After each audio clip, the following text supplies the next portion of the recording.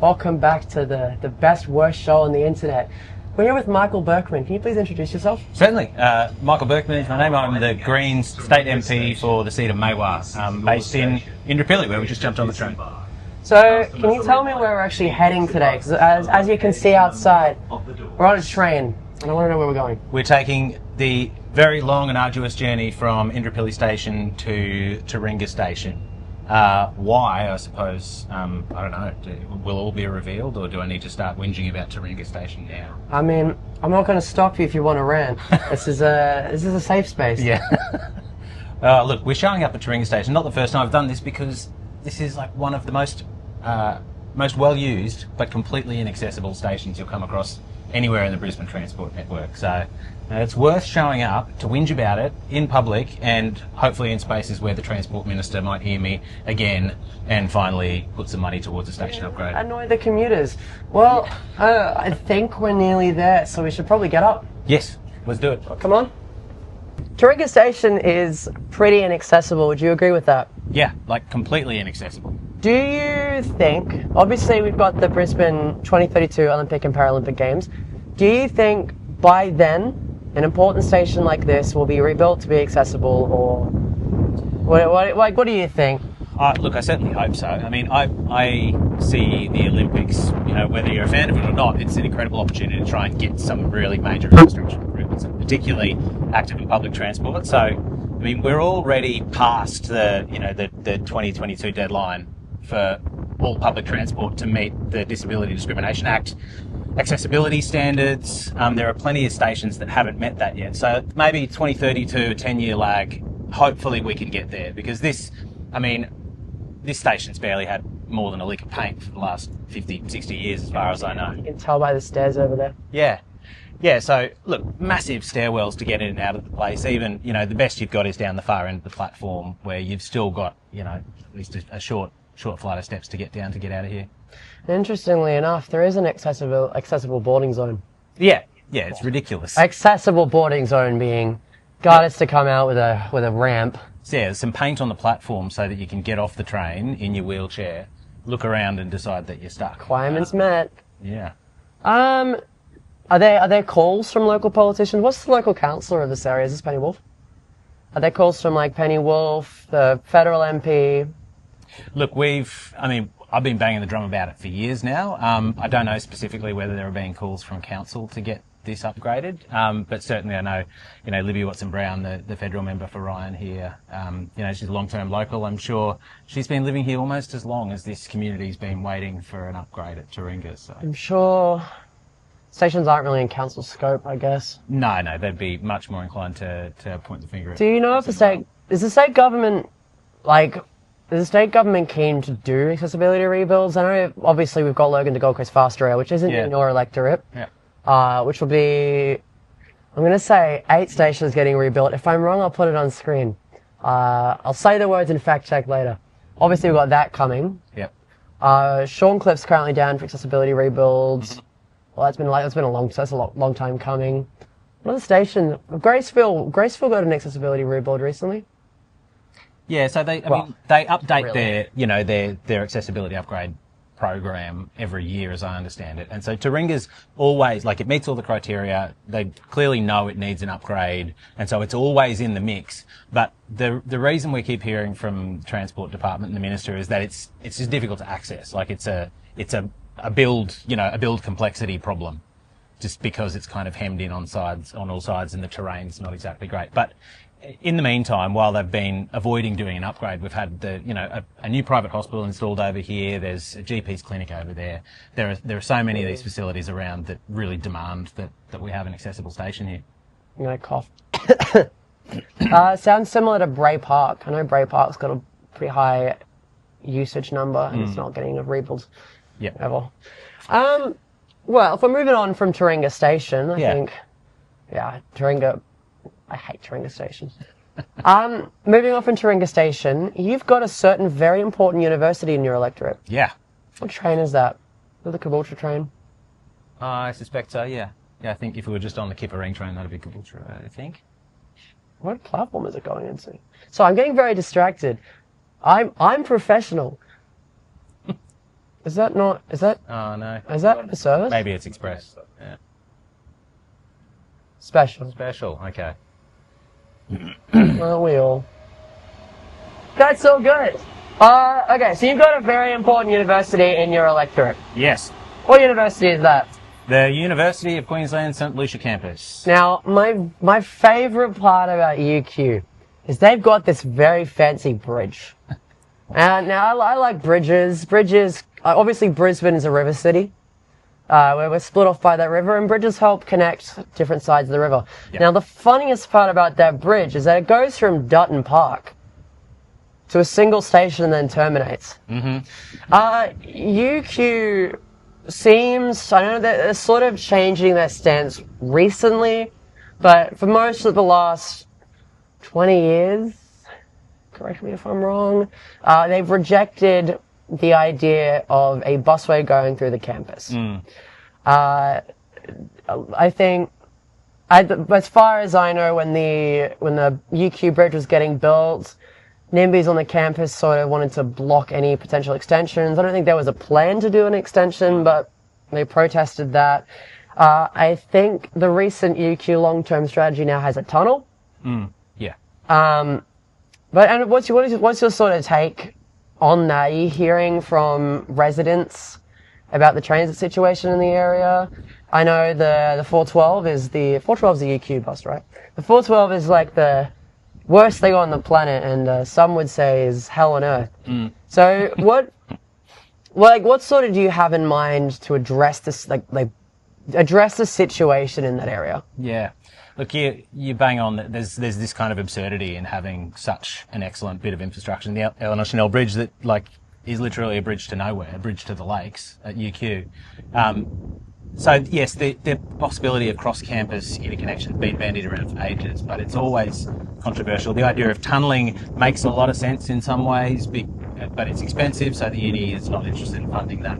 So, we've been throwing around the idea for a lot of years of what we've called, optimistically, the Inner West Transit Way, which I would suggest we need, obviously, some connectivity through the campus to link up with the Green Bridge.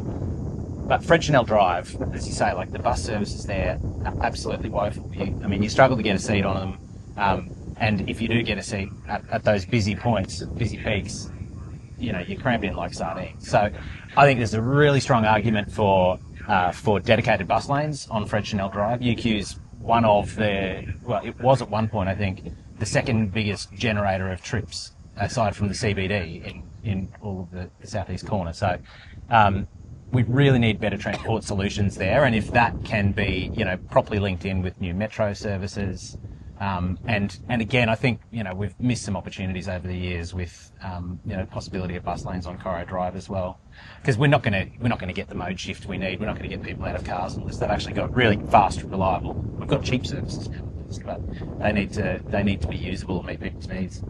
Well, that sort of transitions us onto our next topic. Metro, the most controversial. This wind is terrible. This wind's going to be awful on the record. The most controversial topic of them all. The Brisbane Metro. It seems that everyone's either for the concept, against the concept. I know I'm pretty on board with the Metro. I think, actually, today marks a year and 1 day since the first Metro service. Okay. Everyone has very strong opinions on the Brisbane Metro. Where do you stand? Yeah, look, I think any time that we can get, councils or state governments to invest big in public transport, it's a good thing, right? So I'm not gonna go trashing the Metro, because it does improve a lot of services, particularly, on those parts of the city. But I feel like it's a really big missed opportunity.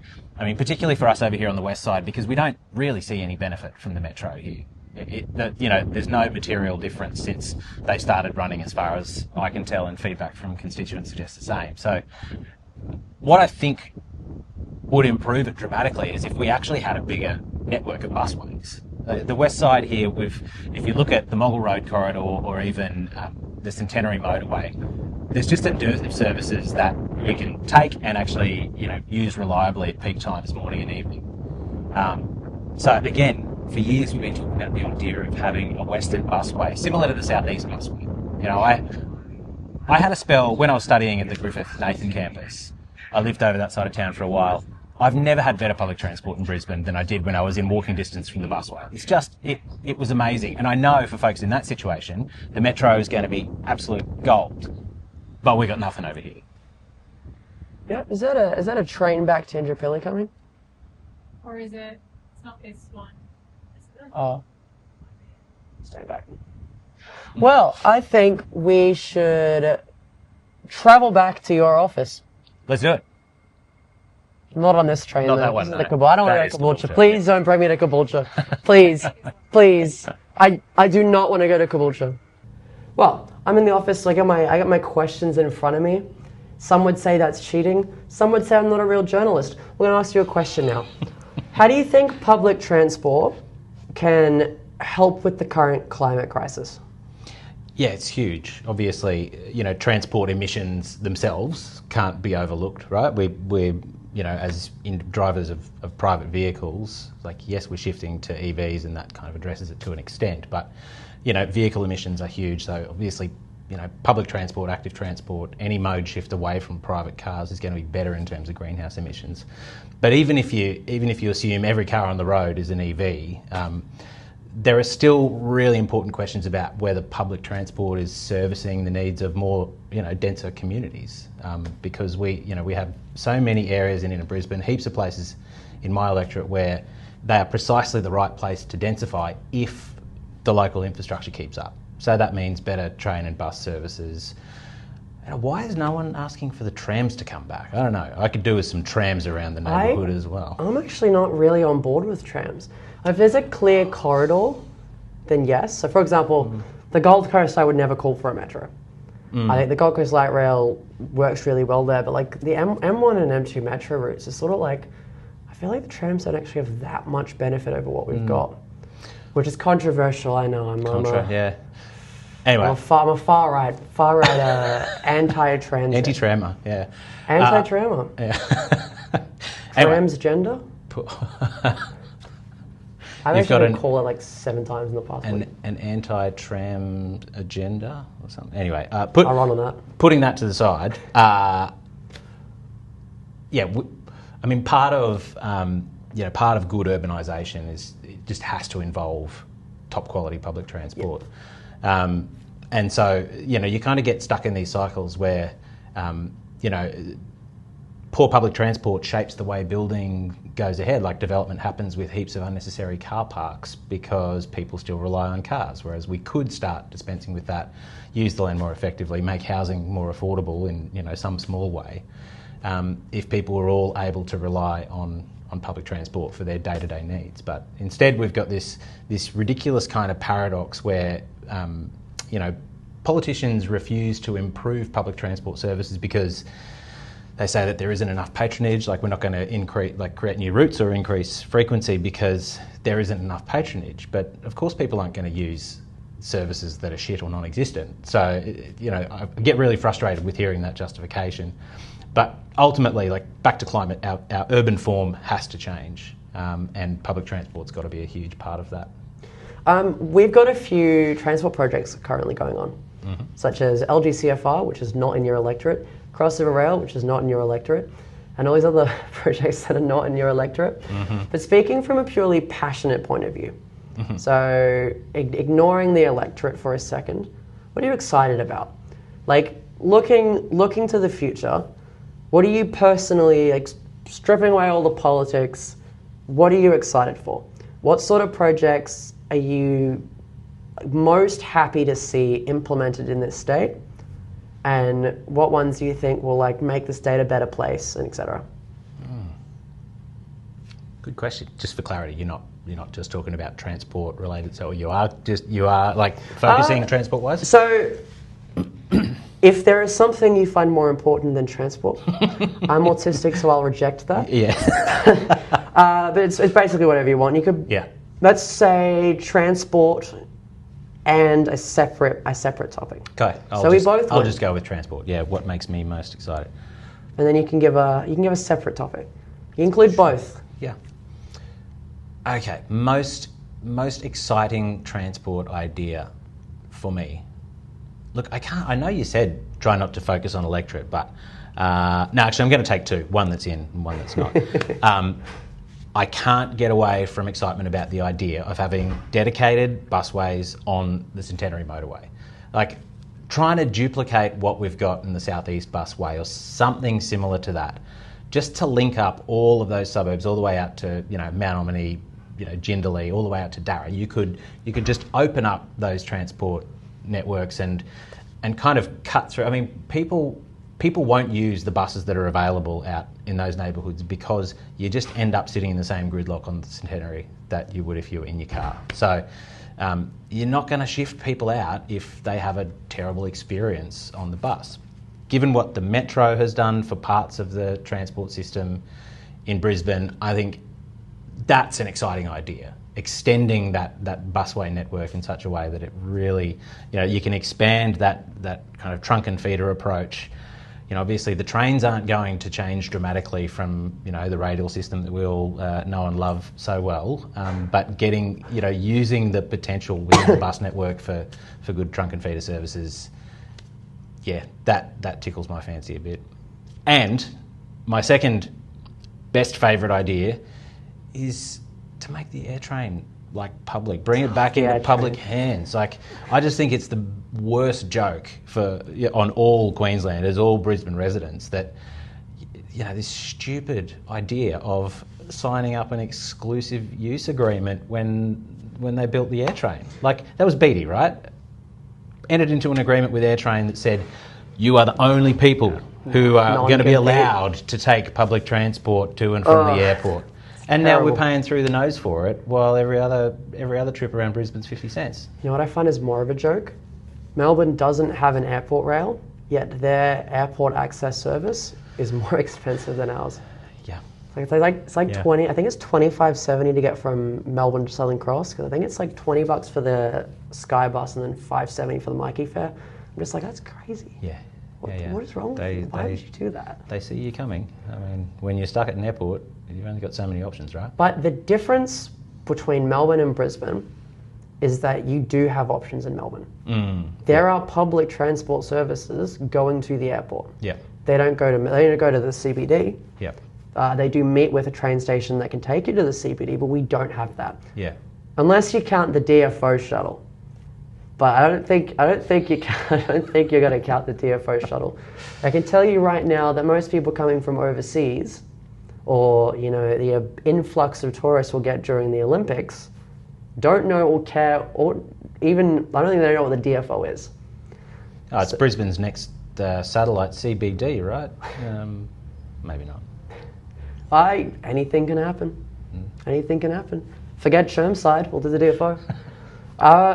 Yeah, Melbourne has competing services to the Skybus, and it sucks that we don't. Yeah. I don't know. AirTrain gets me riled up. So Fair. No, that's good. I feel the passion. I love it. I think I'm going to ask you about the school tolls, because I posted publicly that the interview was happening, and I allowed my viewers to submit questions. And I had 3 different questions asking about school toll planning in the area. School toll planning. Okay, so as in the idea, literally tolling trips to school, vehicle trips to school. Yeah. Okay. Yeah. I've got some maps if you want to see it. If you want to show me maps, I'll look at maps. I got to sneak through the Discord server. Give me just 2 seconds. You get a little clip of me watching my laptop. Isn't this beautiful? Stuff like that. Okay. School zone boundary, congestion charging to enter that boundary. What do you sort of think? Are you on board with the idea of it? Do you think it would frustrate your constituents? Well, yeah, sure. Some people wouldn't like it. Obviously, there's an issue though, right? We've got 4 schools in such a tiny area, and when you put together Indo State High, St Peter's and Bridgetine in particular. I mean, Holy Family is a smaller school, but there are thousands upon thousands upon thousands of students who need to get to and from these schools every day. So it needs a solution. I'm more inclined to, the carrot than the stick, is it, in this circumstance? I don't know. I feel like there have got to be better ways ways to improve the public and active transport offerings around there. Like the most basic active transport requirement is a bikeway on Lambert Road, which, you know, after years of campaigning, there's finally a commitment now. It's going through design phases at the moment, so that's a great way to get some of those students out of cars, because I know, like, given the chaos of the traffic in the mornings, I know my kids wouldn't feel particularly comfortable trying to ride their way there, even though they could from our place in Toowong. Aside from that, like, we do need better bus services and services directly to the school, but I reckon if we're going to be looking at, congestion charging, there have got to be better targets than one particular school zone to start with. So it wouldn't be my first port of call, the first idea I'd roll out. I had to ask it. Three fair. separate people really wanted to know about school congestion pricing, and I'm like, is this really what I want to ask? Look, but I got to do everyone. You got to ask what the people want to know. The people want to know. Many are saying this. Well, we're not going to keep you here for too long because it's 2:01 p.m. I'm sure you have more important things to do than the best and worst podcast on YouTube. I don't know. This is right up there for my important things today. What's your favourite bus route? I heart the 444. Everyone hearts the 444. Do I dare ask you why? Look, I mean, it's 3 4s in a row. The Mogul bus. Yeah, look. The Mogul bus mogs every other bus. I think that's it. That's absolutely the reason. It's the pinnacle reason. I like it. I also, I don't know, how to pick favourites. It's like, what's your favourite child? I don't know. They're all wonderful. My cat's my favourite child. Yeah, I've got to go with 444. It's that simple. And lastly, so your office is very insane, and in terms of you're facing your political rival in that direction. Yeah. Penny Wolf, who we're interviewing next week. Yeah. How do you work with local politicians to deliver mutual transit agendas? I know Penny, for example, is really big on transit. I think most of her recent posts have been about buses. So obviously she loves transit. You love transit. I don't know what Watson Brown's position is on transit. So how do you come together for the benefit of the region? Look, I guess, we do manage to collaborate where there's potential for it. Like, certainly council, there's the awkward relationship that exists between council and state government around delivery of bus services. Everywhere in Queensland. There's an absurdity about having, services funded by one level of government but delivered by another, and the decision-making responsibility about, frequency or new services having to be made by the funder. But I think council's obviously got a really important role to play in terms of advocating for improved funding and for that kind of, for the state to really stump up and do what local residents expect. Importantly as well, council decisions, like we were talking about before, they shape what our neighbourhoods look like. They quite literally shape urban spaces and forms. So I think there's a lot of scope for council to prioritise that. So, I'll collaborate on anything and everything we can. The Lambert Road bikeway, the consultation opens up. It's really important for us to get that word out to the community and ensure that the input comes in so that, council's processes really do reflect or at least understand what the community wants to see. But, sometimes I have the only agitator, and that's not necessarily in a local context. That's about addressing state decision makers, whether it's the Premier or the Transport Minister or the Lord Mayor, addressing them directly and trying to create the kind of political pressure that can get outcomes. Do you and the federal MP work together much, or is that more so not something you do because obviously federal's very different to state? No, we Libby's a great friend of mine, and she has the Sustainable Cities portfolio for the Federal Greens. So just to answer your question, transit is something she's very interested in, and with like her background in architecture and urban design, these are things that are really front of mind for Libby. So we collaborate at every opportunity, and I mean, one useful example maybe is we were talking earlier about the opportunities that might come through the Olympics in 2032. There's billions of dollars that's set aside for government spending around all manner of things, but transport infrastructure's got to be a big part of that. So we are hosting a forum on the 28th of February at South Bank, and the plan there is for us as state and federal representatives to get together and hear directly from the community about what they want to see coming out of the Olympics. What's the public benefit that they would prioritise and that they want to see the government invest in as we get towards 2032. So, plenty of opportunity for state and federal collab. Drum roll, please. We have our final question. All right.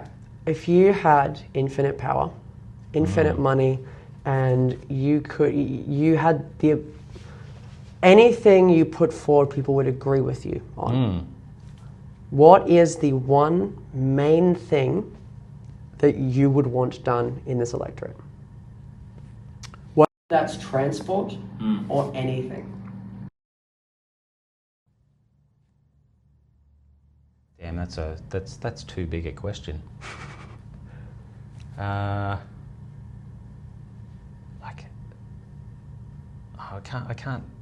can't not play to my transport audience, can I? Infinite power, unlimited money, and decision making. Let's say you're premier of the world. What would you do? Look, the most fundamental problem that I think we have to deal with as a society is inequality and growing inequality. And that's obviously not an issue that can be dealt with by a single decision finger snap moment like that. But I would have to put at the very, very top of my list of priorities is like meaningful wealth redistribution. Taking some of the power and wealth out of the hands of that increasingly small group of people who hold it all and increasingly influence our media discourse and global politics. Remove that power, distribute it, and by that means, there are ways for us to give people the basic stuff that they need to live a decent life. So, look, if it had to be a single, break it down into a pithy 2-word response, wealth redistribution. Simple. All right. That's it for us today, Michael. Pleasure. Thanks for having me.